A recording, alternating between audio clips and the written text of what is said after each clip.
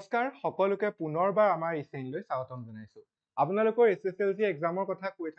থাকোতে ইতিমধ্যে আপোনালোকৰ এছএছএলসি এক্সাম আৰম্ভ হ'লেই আৰু আপোনালোকৰ দুটাকৈ বিষয়ৰ পৰীক্ষা ইতিমধ্যে হৈ গৈছে। আশা কৰিছো যে এই যি দুটা পৰীক্ষা আপোনালোকৰ হৈছে খুব ভালকৈ সকলোৱে পৰীক্ষাত অৱতীৰ্ণ হৈছে। সকলোৰে পৰীক্ষা ভাল হৈছে বুলি আশা কৰিছো আৰু সকলোৱে নিশ্চয়কৈ ভালকৈ পৰীক্ষা দিছে। আজি আমি আমাৰ ক্লাছটোত যিটো সমাজ বিজ্ঞান বিষয় সেই সমাজ বিজ্ঞান বিষয়ৰ ইতিহাস বিভাগৰ আপোনালোকৰ যি প্ৰথম তিনিটা পাঠ আছে, প্ৰথম পাঠটো হৈ গ'ল বংগ বিভাজন আৰু স্বদেশী আন্দোলন, দ্বিতীয়টো মহাত্মা গান্ধী আৰু ভাৰতৰ স্বাধীনতা সংগ্ৰাম আৰু তৃতীয় পাঠটো অসমত ব্ৰিটিছ বিৰোধী জাগৰণ আৰু কৃষক বিদ্ৰোহ। এই তিনিটা পাঠৰ আমি আজিৰ ক্লাছটোত ইম্পৰ্টেণ্ট ডেটছ এণ্ড ইভেন্টছ অৰ্থাৎ ইতিহাসৰ সকলোৱে নিশ্চয়কৈ গম পায় বহুতো গুৰুত্বপূৰ্ণ ঘটনাৱলী থাকে, তাৰ লগত সংগতি থাকি কোন তাৰিখে সেই ঘটনাটো সংঘটিত হৈছিল, গতিকে সেই বিষয়সমূহ আজি আমি ক্লাছটোত আলোচনা কৰিম আৰু এই ক্লাছটো আপোনালোকৰ এছএছএলসি এক্সামৰ ছ'চিয়েল সায়েন্সৰ এক্সামৰ কাৰণে বহুত বেছি গুৰুত্বপূৰ্ণ হ'ব। মেইনলি যিখিনি বস্তু খুব বেছি গুৰুত্বপূৰ্ণ চেপ্টাৰটোত থকা সেই কথাখিনিহে আমি আলোচনা কৰিম। ঠিক আছে, গতিকে পোনে পোনে আমি আমাৰ ক্লাছটোলৈ আগবাঢ়ো। অ'কে,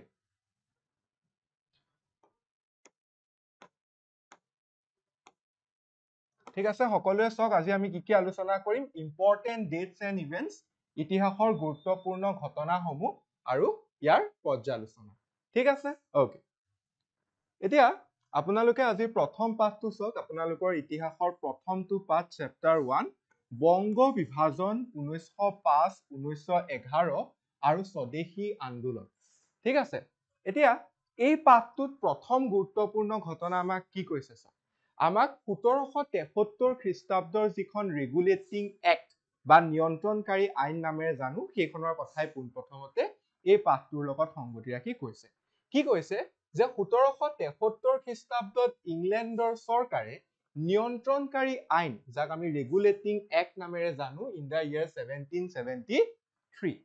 প্ৰৱৰ্তন কৰি বংগৰ যিটো প্ৰেচিডেন্সি গভৰ্ণৰ পদ আছিলে সেই গভৰ্ণৰ পদটো কি কৰিছিল, গভৰ্ণৰ জেনেৰেল পদলৈ উন্নীতকৰণ কৰিছিল। ঠিক আছে, গভৰ্ণৰ পদটো গভৰ্ণৰ জেনেৰেল পদলৈ উন্নীত কৰে। গতিকে এই ফাৰ্ষ্ট যিটো টপিক, এই টপিকটোৰ পৰা আমি কি শিকিলো যে 1773 খ্ৰীষ্টাব্দত in the year 1773 regulating act বা নিয়ন্ত্ৰণকাৰী আইন পাছ হৈছিল আৰু এই নিয়ন্ত্ৰণকাৰী আইনৰ জৰিয়তে মানে এই আইনৰ প্ৰভাৱ কি আছিলে যে ৰেগুলেটিং এক্ট বা নিয়ন্ত্ৰণকাৰী আইনৰ জৰিয়তে ইংলেণ্ডৰ চৰকাৰে যিটো বংগৰ প্ৰেচিডেন্সি গভৰ্ণৰ পদ আছিলে সেই পদটো গভৰ্ণৰ জেনেৰেললৈ উন্নীতকৰণ কৰা হৈছিল। এইটোৱে নিয়ন্ত্ৰণকাৰী আইন বা ৰেগুলেটিং এক্টৰ মূল কথা।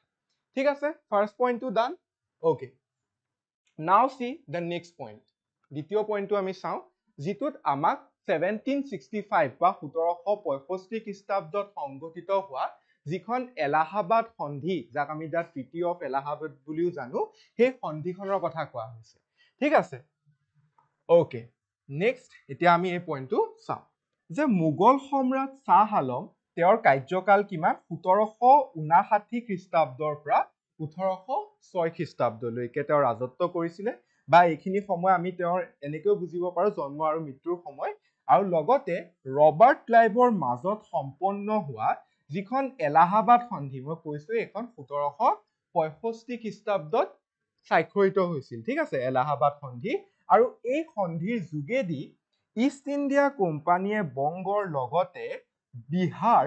আৰু উৰিষ্যাৰ ওপৰতো ৰাজনৈতিক কৰ্তৃত্ব লাভ কৰাৰ পিছত এই তিনিওটা অঞ্চল কি কি হ'ব, বংগ, বিহাৰ আৰু উৰিষ্যা। ঠিক আছে, বংগ, বিহাৰ আৰু উৰিষ্যা এই তিনিওটা অঞ্চল বংগ প্ৰদেশত অন্তৰ্ভুক্ত কৰি দিয়া হৈছিল। গতিকে আমি কি গম পালো যে প্ৰথম কথা মোগল সম্ৰাট শ্বাহ আলম, ঠিক আছে, মোগল সম্ৰাট শ্বাহ আলমৰ লগত কাৰ,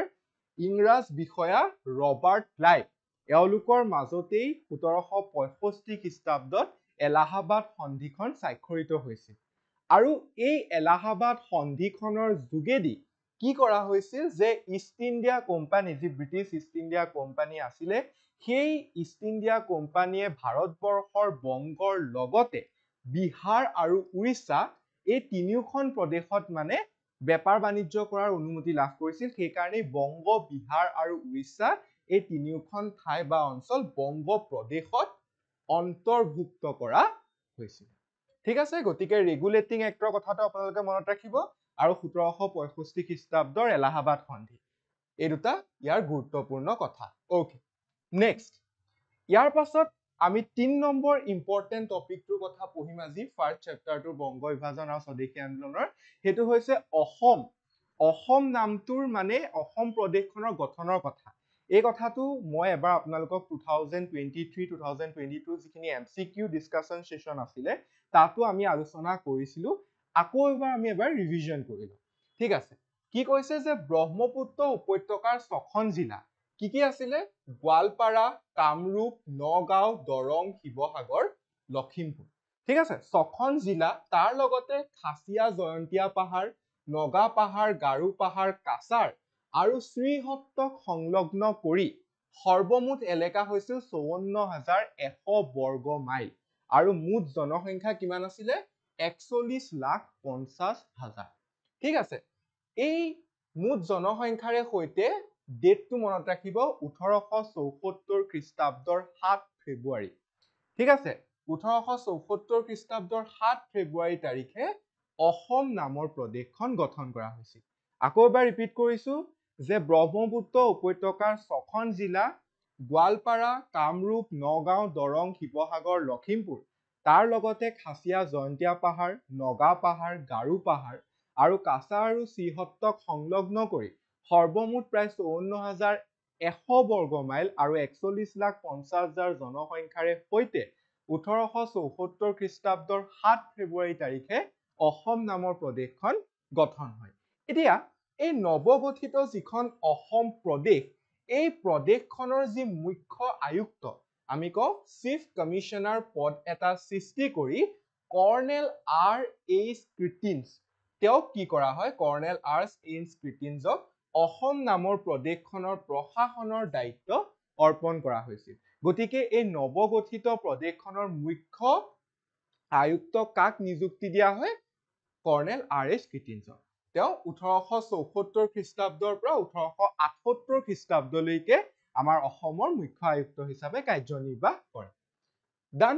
ঠিক আছে ওকে নেক্সট পইণ্ট কি কৈছে এতিয়া তাৰ পাছৰ পইণ্টত আমি চাওঁ যে বংগ বিভাজনৰ 1905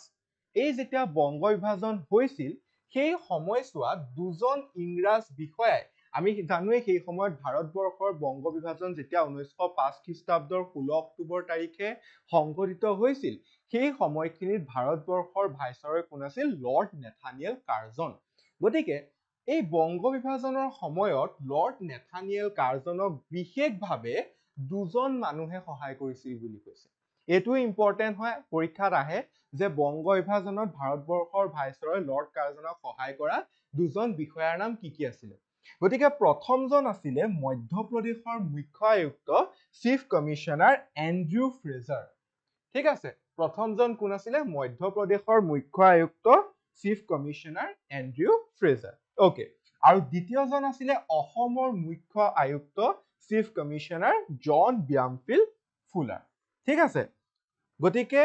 ইয়াত আমি অসমৰ উৎপত্তিৰ কথা পঢ়িলো তাৰ পাছতে বংগ বিভাজনৰ সময়ত লৰ্ড কাৰ্জনক সহায় কৰা এজন আছিল মধ্য প্ৰদেশৰ মুখ্য আয়ুক্ত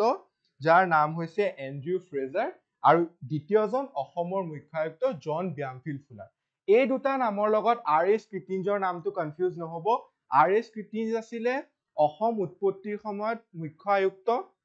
নৱগঠিত প্ৰদেশখনৰ মুখ্য আয়ুক্ত 1874 খ্ৰীষ্টাব্দৰ পৰা 1878 খ্ৰীষ্টাব্দলৈকে কাৰ্যকাল চলিছিল সেয়া আছিল কৰ্ণেল R.H. ক্ৰিটিনছ আৰু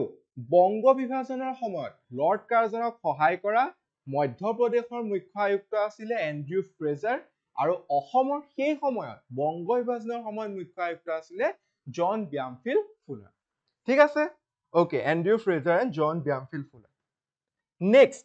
নেক্সটতে আমাৰ ইয়াণ্ডাবু সন্ধিৰ কথা কৈছে দা ট্ৰিটি অফ ইয়াণ্ডাবু এইটোতো মই আপোনালোকক এতিয়ালৈকে প্ৰায় 2-3 বাৰ মান আলোচনা কৰি দিছো আমি সকলোৱে জানো 1826 খ্ৰীষ্টাব্দৰ 24 ফেব্ৰুৱাৰী তাৰিখে ইয়াণ্ডাবু নামে ঠাইত এই ইয়াণ্ডাবু সন্ধিখন স্বাক্ষৰিত হৈছিল এই ইয়াণ্ডাবু সন্ধিখনৰ জৰিয়তে কি হৈছিল আমি গম পাওঁৱে যে আমাৰ অসমত মূলত এই ইয়াণ্ডাবু সন্ধিৰ পাছৰ সময়ৰ পৰাই বা এই ইয়াণ্ডাবু সন্ধিৰ জৰিয়তে ব্ৰিটিছ শাসনৰ আৰম্ভ হৈছিল বুলি ক'ব পাৰো একদম থুলমূলকৈ ক'ব গ'লে ইয়াণ্ডাবু সন্ধিৰ আটাইতকৈ গুৰুত্বপূৰ্ণ প্ৰভাৱ সেইটোৱে আছিলে ঠিক আছে গতিকে ইয়াণ্ডাবু সন্ধিৰ ডেটটো মনত ৰাখিবলগীয়া খুব আহি থাকে এমচিকিউটো আহিব পাৰে বা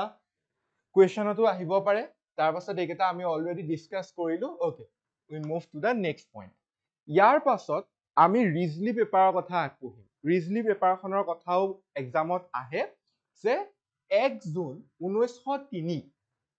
ঠিক আছে 1 জুন 1903 খ্ৰীষ্টাব্দ তাৰিখে সেই সময়ৰ যি ভাৰতবৰ্ষৰ ভাইচৰয় আছিল লৰ্ড নেথানিয়েল কাৰ্জন তেওঁ কি কৰে ভাৰত চৰকাৰৰ স্বৰাষ্ট্ৰ সচিব যাক কোৱা হয় সেক্ৰেটাৰী অফ ষ্টেট কোন আছিলে সেই সময়ত ভাৰতবৰ্ষৰ স্বৰাষ্ট্ৰ সচিব সেক্ৰেটাৰী অফ ষ্টেট হাৰ্বাৰ্ট ৰিজলি ঠিক আছে গতিকে হাৰ্বাৰ্ট ৰিজলিৰ লগত আলোচনা কৰি বংগ বিভাজন প্ৰক্ৰিয়াটোৰ এটা বিস্তাৰিত বিৱৰণ মানে এটা প্ৰস্তাৱ তৈয়াৰ কৰিছিল যেনেকৈ আমি ক'ব পাৰো আমাৰ সংবিধানখন ৰচনাৰ সময়ত যেনেকৈ প্ৰথম এটা প্ৰস্তাৱ এটা খচৰা প্ৰস্তুত কৰা হৈছিল খচৰা কমিটিৰ জৰিয়তে ঠিক তেনেকৈও এই গোটেই বংগ বিভাজনৰ প্ৰক্ৰিয়াটো কাৰ্যকৰী কৰিবৰ কাৰণে ফাৰ্ষ্ট কি কৰা হ'ল এটা প্ৰস্তাৱ প্ৰস্তুত কৰা হ'ল আৰু সেই প্ৰস্তাৱটো প্ৰস্তুত কৰাৰ দায়িত্ব ভাৰতবৰ্ষৰ ভাইচৰয় লৰ্ড কাৰ্জনে স্বৰাষ্ট্ৰ সচিব বা সেক্ৰেটাৰী অফ ষ্টেট হাৰ্বাৰ্ট ৰিজলিক দিলে ঠিক আছে ইমানলৈকে ওকে তাৰ পাছত যথাৰীতি লণ্ডনৰ চৰকাৰে প্ৰস্তাৱটো গ্ৰহণ কৰাৰ পিছত ই আঞ্চলিক পুনৰ্গঠন সংক্ৰান্ত টোকা যেতিয়া এই প্ৰস্তাৱটো লণ্ডনৰ চৰকাৰে গ্ৰহণ কৰিলে এই প্ৰস্তাৱটোৱে কি হ'ল আঞ্চলিক পুনৰ্গঠন সংক্ৰান্ত টোকা বা minute on territorial redistribution of India নামেৰে ই বিবেচিত হ'ল আৰু প্ৰস্তাৱটো ভাৰত সচিব ৰিজলিয়ে 6 ডিচেম্বৰ 1903 খ্ৰীষ্টাব্দত প্ৰকাশ কৰাৰ পাছতেই এই প্ৰস্তাৱটো ৰিজলি পেপাৰ নামেৰে জনাজাত হৈ পৰে এইটো এটা খুব বেছি ইম্পৰ্টেণ্ট পইণ্ট হয় ফাৰ্ষ্ট চেপ্টাৰটোৰ আপোনালোকৰ যে 1903 খ্ৰীষ্টাব্দৰ 1 জুনত লৰ্ড কাৰ্জনে আমাৰ ভাৰতবৰ্ষৰ সেই সময়ৰ স্বৰাষ্ট্ৰ সচিব হাৰ্বাৰ্ট ৰিজলিক প্ৰস্তাৱ এটা প্ৰস্তুত কৰিবলৈ দিছিলে আৰু সেই প্ৰস্তাৱটো যেতিয়া লণ্ডনৰ চৰকাৰে গৃহীত কৰিলে সেই প্ৰস্তাৱটোৱে আঞ্চলিক পুনৰ্গঠন সংক্ৰান্ত টোকা বা minute on territorial redistribution of India নামেৰে জনাজাত হ'ল আৰু যেতিয়া সেই বৰ্ষৰে বা সেই বছৰে 1903 খ্ৰীষ্টাব্দৰ 6 ডিচেম্বৰ ঠিক আছে 6 ডিচেম্বৰ তাৰিখে এই প্ৰস্তাৱটো বা এই টোকাটো প্ৰকাশ পালে তাৰ পাছৰ পৰাই ই ৰিজলি পেপাৰ নামেৰে জনাজাত হৈ পৰে ঠিক আছে ওকে এইজনে হৈছে হাৰ্বাৰ্ট ৰিজলি ক্লিয়াৰ ওকে এতিয়া নেক্সট পইণ্টটো আপোনালোক সকলোৱে চাওক ইয়াৰ পাছতে আমি এতিয়া বংগ বিভাজনৰ কথাখিনি লৈ আহোঁ ঠিক আছে গতিকে কি হ'ল 1 ছেপ্টেম্বৰ 1905 এই দিনটোত বংগ বিভাজনৰ যিটো পৰিকল্পনা আছিলে এই পৰিকল্পনাটো চৰকাৰীভাৱে প্ৰকাশ কৰি আমি সকলোৱে জানোৱেই 1905 খ্ৰীষ্টাব্দৰ 16 অক্টোবৰ তাৰিখে বংগ বিভাজন সংঘটিত হৈছিল বংগ বিভাজন কি কৰা হৈছিল বিশাল বংগ প্ৰদেশখনক দ্বিখণ্ডিত কৰা হৈছিল সমানে দুটা ভাগত ভাগ কৰি দিয়া হৈছিল পূব বংগক অসমৰ সৈতে সংলগ্ন কৰি পূব বংগ আৰু অসম গঠন কৰা হ'ল আৰু পশ্চিম বংগ বিহাৰ আৰু উৰিষ্যা এই তিনিওখন প্ৰদেশ সংলগ্ন কৰি আমি ক'ব পাৰো আনখন প্ৰদেশ গঠন কৰা হৈছিল এনেকৈ বংগক দ্বিখণ্ডিত কৰা হৈছিল সেইটো বংগভংগ ঠিক আছে গতিকে যেতিয়া 16 অক্টোবৰ তাৰিখে এই বংগভংগ কাৰ্যকৰী হ'ল লৰ্ড কাৰ্জনে সেই সময়ত 1 ছেপ্টেম্বৰ তাৰ কিছু সময়ৰ আগত বংগভংগৰ 4 দফীয়া এটা আঁচনি দাঙি ধৰিছিল বুলি কৈছে যে 16 অক্টোবৰত বংগ বিভাজন কাৰ্যকৰী হোৱাৰ পূৰ্বে ভাৰতবৰ্ষৰ ভাইচৰয় লৰ্ড কাৰ্জনে 1 ছেপ্টেম্বৰ তাৰিখে বংগভংগৰ 4 দফীয়া এখন আঁচনি তেওঁ দাঙি ধৰে এতিয়া কি দফা আছে আমি হেকেটা পঢ়িব লাগিব বংগভংগ আঁচনিৰ প্ৰথমটো দফা আমি চাওঁ তাত মূলত 4টা আমাৰ সাব পইণ্ট আছে প্ৰথম কৈছে যে ৰাজশ্বাহী ঢাকা আৰু চট্টগ্ৰাম ঠিক আছে সংমণ্ডলৰ সৈতে অসম সংলগ্ন এই নতুন প্ৰদেশখনৰ নাম হ'ব পূৰ্ববংগ আৰু অসম মানে বংগৰ এটা পাৰ্ট কি কৰি দিলে ৰাজশ্বাহী ঢাকা আৰু চট্টগ্ৰাম ইয়াৰ লগত আমাৰ অসমক সংলগ্ন কৰি নতুন প্ৰদেশখনৰ নাম কি বুলি ক'লে পূৰ্ববংগ আৰু অসম ফাৰ্ষ্ট পইণ্ট তাৰ পাছত এই পূৰ্ববংগ আৰু অসম প্ৰদেশৰ ৰাজধানী হ'ব ঢাকা ইয়াৰ আগলৈকে আমি সকলোৱে জানো আমাৰ অসমৰ ৰাজধানী শ্বিলং আছিলে ঠিক আছে ইয়াৰ পাছত তেতিয়াহলে পূৰ্ববংগ আৰু অসম প্ৰদেশখনৰ ৰাজধানী কিন্তু কি কৰা হল শ্বিলং নহয় ঢাকা ঠিক আছে তাৰ পাছত পূৰ্ববংগ আৰু অসম প্ৰদেশৰ শাসনৰ দায়িত্ব এজন লেফটেনেণ্ট গভৰ্ণৰৰ হাতত অৰ্পণ কৰা হ'ব ঠিক আছে এজন লেফটেনেণ্ট গভৰ্ণৰে সেই প্ৰদেশখনৰ শাসনৰ দায়িত্বভাৰ গ্ৰহণ কৰিব আৰু অসমৰ ৰাজধানী শ্বিলঙৰ পৰা ঢাকালৈ স্থানান্তৰিত কৰা হ'ব এইটো মই ইতিমধ্যে উল্লেখ কৰিলো ইয়াৰ আগলৈকে অসমৰ ৰাজধানী কি আছিলে ইয়াৰ অসমৰ ৰাজধানী আছিলে শ্বিলং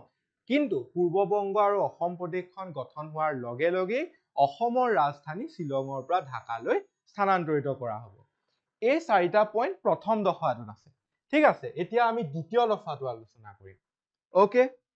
ঠিক আছে সো দ্বিতীয় দফা এতিয়া দ্বিতীয় দফাত কি কৈছে প্ৰথমতেই ক'লে যে পূৰ্ববংগ আৰু অসমৰ বাবে ঢাকাত এক সুকীয়া উচ্চ ন্যায়ালয়ৰ হাইকোৰ্টৰ স্থাপন কৰা হ'ব বুলি ক'লে কিন্তু যেতিয়ালৈকে ঢাকাত এই সুকীয়া উচ্চ ন্যায়ালয় বা হাইকোৰ্ট স্থাপন কৰা নহয় তেতিয়ালৈকে এই প্ৰদেশখন আমি ক'ব পাৰো কলকাতাৰ যি উচ্চ ন্যায়ালয় আছে সেই উচ্চ ন্যায়ালয়ৰ অন্তৰ্ভুক্ত হ'ব হেতুকে কৈছে যে সুকীয়া উচ্চ ন্যায়ালয় স্থাপন নোহোৱা পৰ্যন্ত এই প্ৰদেশখনো কলিকতা উচ্চ ন্যায়ালয়ৰ অন্তৰ্ভুক্ত হ'ব ঠিক আছে এইটো হৈ গ'ল দ্বিতীয় দফা তৃতীয় দফাত কি ক'লে যে পশ্চিমবংগ বিহাৰ উৰিষ্যা আৰু সুকনাগপুৰ সহ বংগ প্ৰদেশৰ ৰাজধানী হ'ব কলিকতা পূৰ্ববংগ আৰু অসমৰ ৰাজধানী হৈ গ'ল ঢাকা আৰু পশ্চিমবংগ বিহাৰ উৰিষ্যা এই প্ৰদেশখনৰ ৰাজধানী কলকাতা ঠিক আছে চতুৰ্থ দফাটোত কি ক'লে যে 1905 খ্ৰীষ্টাব্দৰ 16 অক্টোবৰত বংগ বিভাজন কাৰ্যকৰী হ'ব এইকেইটাই আছিল চাৰিটা দফা প্ৰথম দফাটোত আমি কি পঢ়িলো যে প্ৰথম দফাটোত পঢ়িছিলো ৰাজশ্বাহী ঢাকা চট্টগ্ৰাম অসম সংলগ্ন এই নতুন প্ৰদেশখনৰ নাম হ'ব পূৰ্ববংগ আৰু অসম ফাৰ্ষ্ট পইণ্ট দ্বিতীয় পইণ্টত আমি কি পঢ়িলো যে এই যিখন নতুন প্ৰদেশ এই নতুন প্ৰদেশখনৰ ৰাজধানী ঠিক আছে নতুন প্ৰদেশখনৰ ৰাজধানী কি হ'ব ঢাকা হ'ব আৰু সেই কাৰণে কি হ'ব অসমৰ ৰাজধানী শ্বিলঙৰ পৰা ঢাকালৈ স্থানান্তৰিত কৰা হ'ব এইকেইটাই মূল ইম্পৰ্টেন্ট পইণ্ট আমি প্ৰথম দফাটোত পঢ়িলো ঠিক আছে দ্বিতীয় দফাটোত আমি সুকীয়া উচ্চতম ন্যায়ালয় ঢাকাত স্থাপন কৰা হ'ব বুলি পঢ়িলো কিন্তু যেতিয়ালৈকে স্থাপন নহয় তেতিয়ালৈকে এই প্ৰদেশখন কিহৰ অন্তৰ্ভুক্ত হ'ব মানে কলকাতাৰ উচ্চ ন্যায়ালয়ৰ অন্তৰ্ভুক্ত হ'ব তৃতীয় দফাটোত আমি পঢ়িলো যে তাৰ দ্বিতীয়খন প্ৰদেশৰ কথা পঢ়িলো যিখনত পশ্চিমবংগ বিহাৰ উৰিষ্যা এই প্ৰদেশখনৰ ৰাজধানী কি হ'ব কলকাতা ঠিক আছে আৰু একেবাৰে শেষত চতুৰ্থ দফাটোত আমি পঢ়িছো যে বংগ বিভাজন 1905 খ্ৰীষ্টাব্দৰ 16 অক্টোবৰ তাৰিখে কাৰ্যকৰী হ'ব ঠিক আছে ওকে এই চাৰিটা দফা কিন্তু বহুত ইম্পৰ্টেন্ট ইয়াৰ পৰা পৰীক্ষাত এক্সাম প্ৰায়ে আহি থকা দেখিবলৈ পোৱা যায় আৰু এইবাৰো চান্স আছে যে আহিব ঠিক আছে আৰু এটা ইম্পৰ্টেন্ট কথা যে পূৰ্ববংগ আৰু অসম এই প্ৰদেশখনৰ শাসনৰ দায়িত্ব এজন লেফটেনেণ্ট গভৰ্ণৰৰ হাতত অৰ্পণ কৰা হ'ব সেইটো তাৰ প্ৰথম দফাটোত ইনক্লুড আছিল ঠিক আছে ওকে ইয়াৰ পাছত সব তাৰ পাছৰ পইণ্টটো আমি আলোচনা কৰিম যে বংগভংগ যিদিনাখন কাৰ্যকৰী হ'ল এতিয়া আমি সকলোৱে জানো যে 1905 খ্ৰীষ্টাব্দৰ 16 অক্টোবৰ তাৰিখে বংগভংগ কাৰ্যকৰী হয় সেই দিনটোতে কি হ'ল বংগবাসীয়ে জাতীয় শোক দিৱস পালন কৰিছিল কাৰণ বংগবাসীয়ে কেতিয়াও বিচৰা নাছিল তেওঁলোকৰ মাজত থকা যি হিন্দু মুছলমান সম্প্ৰদায়ৰ একতা বা যি মিলাপ্ৰীতি সেয়াক ভাঙি পেলাওক কিন্তু ইংৰাজ চৰকাৰে সেই হিন্দু আৰু মুছলমানৰ বা তেওঁলোকৰ মাজৰ একতাক ভঙাৰ উদ্দেশ্যে বংগভংগ কৰিছিল কাৰণ আমি ইংৰাজসকলৰ গোটেই যদি ৰাজনৈতিক প্ৰেক্ষাপটটো ভালকৈ বিশ্লেষণ কৰো তেতিয়া এটা কথাই গম পাম যে তেওঁলোকৰ মেইন পলিচিটোৱে কি আছিলে ডিভাইড এণ্ড ৰুল ভাগ কৰা আৰু শাসন কৰা গতিকে সেইখিনি কথা আমি সকলোৱে জানো গতিকে সেই উদ্দেশ্যে তেওঁলোকে যেতিয়া বংগভংগ কৰিলে সেই বংগভংগক কিন্তু বংগবাসীয়ে মুঠেও ভাল পোৱা নাছিলে আৰু যিদিনাখন বংগভংগ কাৰ্যকৰী হ'ল সেইদিনাখন বংগবাসীয়ে কি কৰিলে জাতীয় শোক দিৱস পালন কৰিলে এতিয়া ইয়াৰ পৰা এক্সামত কোৱেশ্চন কেনেকৈ আহিব জাতীয় শোক দিৱস কোন তাৰিখে পালন কৰা হৈছিল গতিকে আনসাৰ কি হ'ব 16 অক্টোবৰ 1905 ঠিক আছে ৰামেন্দ্ৰ সুন্দৰ ত্ৰিবেদীৰ প্ৰস্তাৱ মৰ্মে বংগদেশৰ প্ৰত্যেক ঘৰ মানুহে যিদিনাখন বংগভংগ কাৰ্যকৰী হৈছিল সেইদিনা ৰান্ধনী ঘৰত পাক বন্ধ ৰাখিছিল মানে কোনেও সেইদিনাখন কি কৰা নাছিল নিজৰ ৰান্ধনী ঘৰত একো খাদ্য প্ৰস্তুত কৰা নাছিলে কাৰণ তেওঁলোকে জাতীয় শোক দিৱস যিহেতু পালন কৰিছিলে আৰু কবিগুৰু ৰবীন্দ্ৰনাথ ঠাকুৰৰ আহ্বান ক্ৰমে সেই দিনটোতে কলিকতাৰ জনতাই বঙালী জাতিৰ অখণ্ডতাৰ প্ৰতীক হিচাপে ৰাখী বন্ধন পালন কৰিছিল বুলি আমাক কৈছে এইটো ইম্পৰ্টেন্ট টপিক ইয়াত তিনটা বস্তু আমাক মেনশ্যন কৰি দিলে ফাৰ্ষ্ট বংগভংগ কাৰ্যকৰী হোৱা দিনাখনি জাতীয় শোক দিৱস পালন কৰা হয় ছেকেণ্ড ৰামেন্দ্ৰ সুন্দৰ ত্ৰিবেদীৰ প্ৰস্তাৱ মৰ্মে সেইদিনা প্ৰত্যেক ঘৰ মানুহে নিজৰ পাক বন্ধ ৰাখিছিল অৰ্থাৎ ৰান্ধনী ঘৰত কোনো খাদ্য প্ৰস্তুত নকৰিছিল আৰু থাৰ্ড কবিগুৰু ৰবীন্দ্ৰনাথ ঠাকুৰৰ প্ৰস্তাৱ মৰ্মে তেওঁলোকে কি কৰিছিলে সেই দিনটোতে কলিকতাৰ জনতাই যি বঙালী জাতিৰ অখণ্ডতাৰ প্ৰতীক হিচাপে ৰাখী বন্ধন পালন কৰিছিল গতিকে এইকেইটা আমি বংগভংগ কাৰ্যকৰী হোৱাৰ প্ৰভাৱ হিচাপে কিন্তু মেনশ্যন কৰিব পাৰো এক্সামত ঠিক আছে তাৰ পাছত আহিলে সঞ্জীৱনী পত্ৰিকা যাৰ সম্পাদক কোন আছিলে বুলি কৈছে কৃষ্ণ কুমাৰ মিত্ৰ ঠিক আছে আহিব পাৰে সঞ্জীৱনী পত্ৰিকাৰ সম্পাদক কোন আছিলে সঞ্জীৱনী পত্ৰিকাৰ সম্পাদক আছিল কৃষ্ণ কুমাৰ মিত্ৰ 1852 চনৰ পৰা 1936 চন এই যিখন সঞ্জীৱনী পত্ৰিকাত প্ৰকাশিত 6 জুলাই 1904 খ্ৰীষ্টাব্দৰ 6 জুলাই তাৰিখে বংগৰ সৰ্বনাশ নামৰ নিবন্ধ এটা প্ৰকাশ পাইছিল ক'ত প্ৰকাশ পাইছিল সঞ্জীৱনী পত্ৰিকাত ৰিমেম্বাৰ বংগৰ সৰ্বনাশ এই নিবন্ধটো সঞ্জীৱনী পত্ৰিকাত প্ৰকাশ পায় কেতিয়া প্ৰকাশ পায় 6 জুলাই 1904 ঠিক আছে গতিকে এই নিবন্ধটোৱে বংগদেশৰ জনতাৰ মাজত এক তীব্ৰ আলোড়নৰ সৃষ্টি কৰিছিল বংগৰ সৰ্বনাশ এই ৱৰ্ডটোৰ পৰাও কিন্তু কুৱেশ্যন হ'ব পাৰে ওকে নেক্সট তাৰ পাছত আমি এতিয়া মূলত বংগ বিভাজনৰ কথা আমি পঢ়ি শেষ কৰিলো ঠিক আছে এই চেপ্টাৰটো ৱাইজ যদি আমি যাওঁ বংগ বিভাজনৰ কথা ইতিমধ্যে হৈ গ'ল কাৰণ আমি ৰেগুলেটিং এক্টৰ পৰা আৰম্ভ কৰি বংগভংগৰ গোটেই অসম প্ৰদেশৰ গঠনৰ কথা বংগভংগৰ 4 দফীয়া কথা ৰিজলি পেপাৰৰ কথা গোটেইখিনি কথা আমি আলোচনা কৰিলো এতিয়া আমি স্বদেশী আন্দোলনৰ কথা পঢ়ি আছো স্বদেশী আন্দোলনত জাতীয় শিক্ষাৰ প্ৰভাৱ কেনেকুৱা আছিল ঠিক আছে সেইখিনি কথা আমি পঢ়ি আছো সাহিত্যৰ প্ৰভাৱ কেনেকুৱা আছিল ওকে এতিয়া ৰিপন কলেজৰ বৰ্তমান যিখন সুৰেন্দ্ৰনাথ কলেজ নামেৰে জনা যায় এই সুৰেন্দ্ৰনাথ কলেজখনৰে পুৰণি নাম আছিলে ৰিপন কলেজ ঠিক আছে তাৰ ছাত্ৰসকলে পোন প্ৰথমতে শ্ৰেণীকোঠা ত্যাগ কৰি যি স্বদেশী আন্দোলন হৈছিল স্বদেশী মুভমেন্ট 1911 চনলৈকে চলিছিলে গতিকে সেই আন্দোলনত 18 জুলাই 1905 সেই দিনটোত ভাগ লৈছিল ঠিক আছে আৰু 31 জুলাই তাৰিখে 1905 খ্ৰীষ্টাব্দৰ 31 জুলাই তাৰিখে এই ৰিপন কলেজৰ ছাত্ৰসকলৰ নেতৃত্বতেই কলিকতাৰ সমগ্ৰ স্কুল কলেজৰ ছাত্ৰই বিশাল ছাত্ৰ সমাৰোহ আয়োজন কৰি বংগ বিভাজনৰ প্ৰতিবাদ সাব্যস্ত কৰিছিল গতিকে এইখিনিৰ পৰা আমি এটা কথা গম পালো যে বংগভংগক বিৰোধিতা কৰিবৰ কাৰণে যি স্বদেশী আন্দোলনৰ সৃষ্টি হৈছিল বা স্বদেশী আন্দোলনৰ গঢ় লৈছিল সেই স্বদেশী আন্দোলনত তাৰ বা বংগৰ ছাত্ৰ সমাজে অংশগ্ৰহণ কৰিছিল ঠিক আছে তাত আমি এই ৰিপন কলেজৰ ছাত্ৰসকলৰ কথাটো যাক এতিয়া সুৰেন্দ্ৰনাথ কলেজ হিচাপে জনা যায় তাৰ ছাত্ৰসকলে অংশগ্ৰহণ কৰা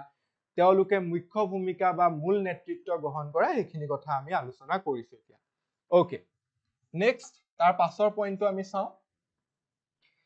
ওকে ঠিক আছে এতিয়া আকৌ আমি অলপ সাহিত্যৰ কথালৈ আহিছো প্ৰথমতেই কৈছে সুৰেন্দ্ৰনাথ বন্দ্যোপাধ্যায় সম্পাদিত বেংগলী গতিকে বেংগলী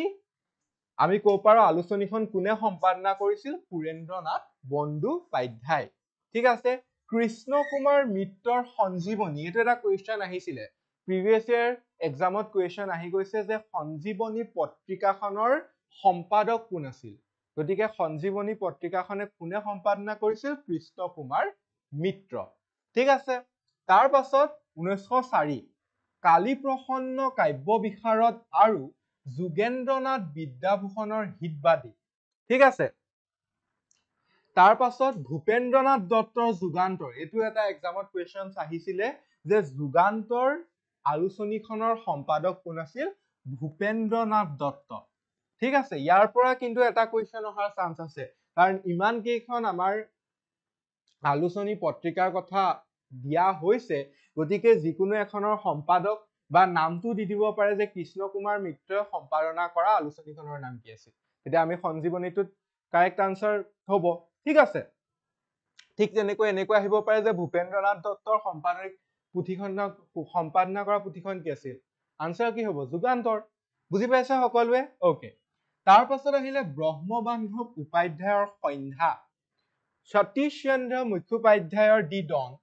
কুমুদিনী মিত্ৰৰ মহিলা আলোচনী সুপ্ৰভাত, অৰবিন্দ ঘোষৰ বন্দে মাতৰম, এখন 1905, এইখন এখন সংবাদ পত্ৰ আছিলে, আৰু আলোচনীত প্ৰকাশিত যি জাতীয়তাবাদী লেখা, এই লেখাসমূহে কি কৰিছিল, বংগভংগ বিৰোধী আন্দোলনৰ গতি তীব্ৰ কৰি তুলিছিল।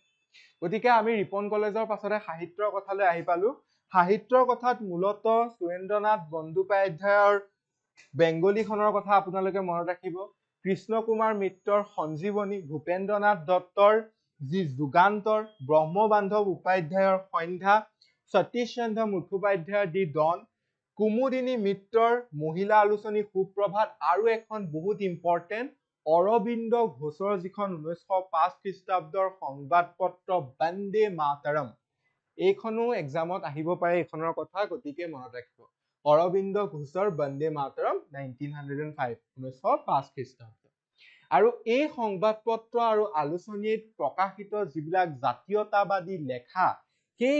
লেখাসমূহে কি কৰিছিলে, বংগভংগ বিৰোধী আন্দোলনটোৰ গতি তীব্ৰ কৰিছিল, অৰ্থাৎ সেই আন্দোলনটোক আৰু সক্ৰিয়ভাৱে জাগ্ৰত কৰি তোলাত এই লেখাসমূহে, জাতীয়তাবাদী লেখাসমূহে এক গুৰুত্বপূৰ্ণ ভূমিকা গ্ৰহণ কৰিছিল বুলি আমি ক'ব পাৰো। অকে, নেক্সট পইণ্টটো আমি চাওঁ। আয়াৰলেণ্ডত জন্মগ্ৰহণ কৰা এইগৰাকী নাৰীক আমি সাধাৰণতে ভগিনী নিবেদিতা নামেৰে জানো, যাৰ প্ৰকৃত নামটো আছিলে মাৰ্গাৰেট এলিজাবেথ নবেল। ঠিক আছে, মাৰ্গাৰেট এলিজাবেথ নবেল। যে আয়াৰলেণ্ডত জন্মগ্ৰহণ কৰা এইগৰাকী মহিয়সী নাৰীৰ নাম আছিল মাৰ্গাৰেট এলিজাবেথ নবেল। ঠিক আছে, 1864 to 1911, 1864 পৰা 1911 খ্ৰীষ্টাব্দ। কলিকতাত থকা সময়তে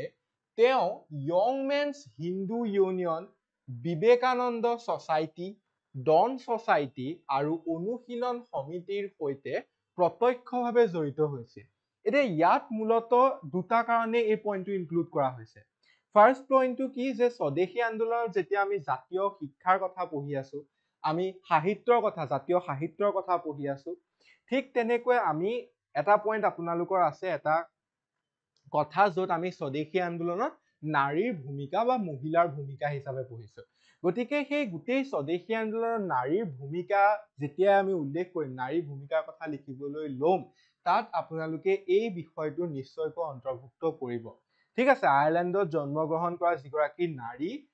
তেওঁৰ যিটো প্ৰকৃতাৰ্থত বা প্ৰকৃত নাম আছিলে যিটো মাৰ্গাৰেট এলিজাবেথ নবেল, যি পিছলৈ ভগিনী নিবেদিতা হিচাপে আমি জানো, তেওঁ কি কৰিছিল, যেতিয়া সেই সময়ত কলিকতাত আছিল, তেওঁ young men's Hindu union, Vivekananda society, dawn society আদি অনুশীলন সমিতিৰ সৈতে প্ৰত্যক্ষভাৱে জড়িত হৈছিল, আৰু গোটেই বংগভংগ বিৰোধী আন্দোলনটো বা স্বদেশী আন্দোলনত নাৰীৰ সকলৰ হৈ, ঠিক আছে, এক মুখ্য ভূমিকা গ্ৰহণ কৰিছিল বুলি আমি ক'ব পাৰো। গতিকে এনেকৈ গোটেই কথাখিনি আপোনালোকে মনত ৰাখিব। তাৰ লগতে ভগিনী নিবেদিতাৰ প্ৰকৃত নামটো কি আছিল তেনেকৈ আহিব পাৰে, কি হ'ব, মাৰ্গাৰেট এলিজাবেথ নবেল। ডান? অকে, নেক্সট পইণ্ট, বংগৰ নাৰীৰ সাহসিকতা সম্পৰ্কে, যিহেতু আমি এতিয়া কি আলোচনা কৰি আছো, স্বদেশী আন্দোলনৰ সময়ত নাৰীৰ ভূমিকা। ঠিক আছে, গতিকে এটা কথা আমি অনুমান কৰিব পাৰিছো যে সেই সময়ত বংগভংগৰ পাছতেই যি স্বদেশী আন্দোলন হৈছিল, সেই স্বদেশী আন্দোলনৰ নাৰীৰ ভূমিকা অতিকৈ সক্ৰিয় আছিলে। ঠিক আছে, সেইকাৰণেই বংগৰ নাৰীৰ সাহসিকতা সম্পৰ্কে লণ্ডনৰ ডেইলি টেলিগ্ৰাফ, ঠিক আছে, কি ডেইলি টেলিগ্ৰাফ কাকতত প্ৰকাশ পাইছিল। কেতিয়া প্ৰকাশ পাইছিল? 11 অক্টোবৰ 1907 খ্ৰীষ্টাব্দ। ঠিক আছে, 1907 খ্ৰীষ্টাব্দৰ 11 অক্টোবৰ তাৰিখে বংগৰ নাৰী সাহসিকতা সম্পৰ্কে লণ্ডনৰ ডেইলি টেলিগ্ৰাফত এনেকৈ প্ৰকাশ পায় যে বঙালী নাৰী ইংৰাজৰ কাৰণে সকলোতকৈ দুৰ্দম আৰু বিপদজনক। The most obstinate and most dangerous antagonist of the English। মানে কি বুলি প্ৰকাশ পায়, আচলতে সেইটোৱে বুজাব বিচাৰিছিল যে বংগৰ নাৰী, ঠিক আছে, ইংৰাজৰ কাৰণে সবাতোতকৈ বা সকলোতকৈ দুৰ্দম আৰু বিপদজনক। মানে তেওঁলোকে স্বদেশী আন্দোলনৰ সময়ত তেওঁলোকে দেখুওৱা যি পাৰদৰ্শিতা, তেওঁলোকে দেখুওৱা যি দুৰ্দমতা, সেইকাৰণে লণ্ডনৰ এখন ডেইলি টেলিগ্ৰাফ নিউজ পেপাৰখনত এনেকৈ প্ৰকাশ পাইছিল। অকে, ডান এভৰিৱান। অকে, নেক্সট, তাৰ পাছত আমাক এতিয়া আমি অলপ উদ্যোগৰ কথা পঢ়ো। সেই সময়ত কেনেকৈ আমাৰ ভাৰতবৰ্ষৰ শিল্প উদ্যোগসমূহ, ঠিক আছে, ইণ্ডাষ্ট্ৰিজসমূহ কেনেকৈ গ্ৰ' হৈছিল সেইখিনি কথা আমি পঢ়িম। যে প্ৰথমতেই কৈছে নীলৰতন চৰকাৰৰ উদ্যোগত স্থাপন হৈছিল বংগলক্ষী কটন মিল। গতিকে বংগলক্ষী কটন মিলটোৰ জন্ম কোনে দিছিল বা কাৰ জৰিয়তে সেইটো স্থাপন হৈছিল? নীলৰতন চৰকাৰ। 1 আগষ্ট 1906 খ্ৰীষ্টাব্দ তাৰিখে নীলৰতন চৰকাৰৰ উদ্যোগতে বংগলক্ষী কটন মিলটো স্থাপন হয়, ঠিক আছে। আৰু আচাৰ্য প্ৰফুল্ল ৰায়ে বেংগল কেমিকেল নামৰ উদ্যোগ প্ৰতিষ্ঠানটো মুকলি কৰে 25 জুলাই 1906 খ্ৰীষ্টাব্দ তাৰিখে। ঠিক একেদৰে জামছেদজী টাটাই যি বিখ্যাত লৌহ শিল্প কাৰখানা, সেইটো 1907 খ্ৰীষ্টাব্দত গঢ়ি তুলিছিল। মূলত আমি উদ্যোগৰ ক্ষেত্ৰত 3জন ব্যক্তিৰ কথা ইয়াত পঢ়িছো। নীলৰতন চৰকাৰৰ যি বংগলক্ষী কটন মিল, ঠিক আছে, আচাৰ্য প্ৰফুল্ল ৰায়ৰ যিটো বেংগল কেমিকেল, অকে, আৰু তৃতীয়টো হৈছে জামছেদজী টাটা, ঠিক আছে, যি তেওঁ গঢ়ি তোলা বিখ্যাত লৌহ শিল্প কাৰখানাটো 1907 খ্ৰীষ্টাব্দত গঢ়ি তুলিছিলে। এইকেইটা ইম্পৰ্টেণ্ট। অকে, তাৰ পাছতেই 1906 খ্ৰীষ্টাব্দৰ 30 ডিচেম্বৰ তাৰিখে ঢাকাৰ নবাব, নামটো কি আছিলে? সলিমুল্লাহ, তেওঁৰ আহ্বান ক্ৰমে বংগদেশৰ একাংশ শিক্ষিত মুছলমান বৰমূৰীয়াই নবাব বিক্ৰউল মুলকৰ পৌৰোহিত্যত ঢাকা ৰাজদৰবাৰত আয়োজিত সভাত অংশগ্ৰহণ কৰিছিল। মানে আমি স্থূলমূলকৈ বুজি থব পাৰো যে 1906 খ্ৰীষ্টাব্দৰ 30 ডিচেম্বৰ তাৰিখে বংগদেশৰ মূলত ঢাকাৰ কথা ইয়াত উল্লেখ কৰিছে। ঢাকাত ইছলাম সম্প্ৰদায় বা মুছলমান সম্প্ৰদায় এখন গুৰুত্বপূৰ্ণ বৈঠক অনুষ্ঠিত হৈছিল, ঠিক আছে। তাৰ পাছত এই ঐতিহাসিক সভাতেই সৰ্বভাৰতীয় মুছলিম লীগ, ঠিক আছে, সৰ্বভাৰতীয় মুছলিম লীগ নামৰ ৰাজনৈতিক অনুষ্ঠানটোৰ জন্ম হৈছিল। আৰু মুছলিম লীগ স্থাপনত নেতৃত্ব বহন কৰা ব্যক্তি নবাব সলিমুল্লাহই সেইদিনা ঘোষণা কৰিছিল যে নৱগঠিত ৰাজনৈতিক অনুষ্ঠানটোৰ লক্ষ্য আৰু উদ্দেশ্যসমূহৰ কথা এইমাত্ৰ আমি পঢ়িম। গতিকে এইটো কথা আমি এতিয়ালৈকে গম পালো যে 1906 খ্ৰীষ্টাব্দৰ 30 ডিচেম্বৰ তাৰিখেই সকলোৰে আলোচনা বিলোচনাৰ জৰিয়তে সৰ্বভাৰতীয় মুছলিম লীগৰ জন্ম হয়, ঠিক আছে।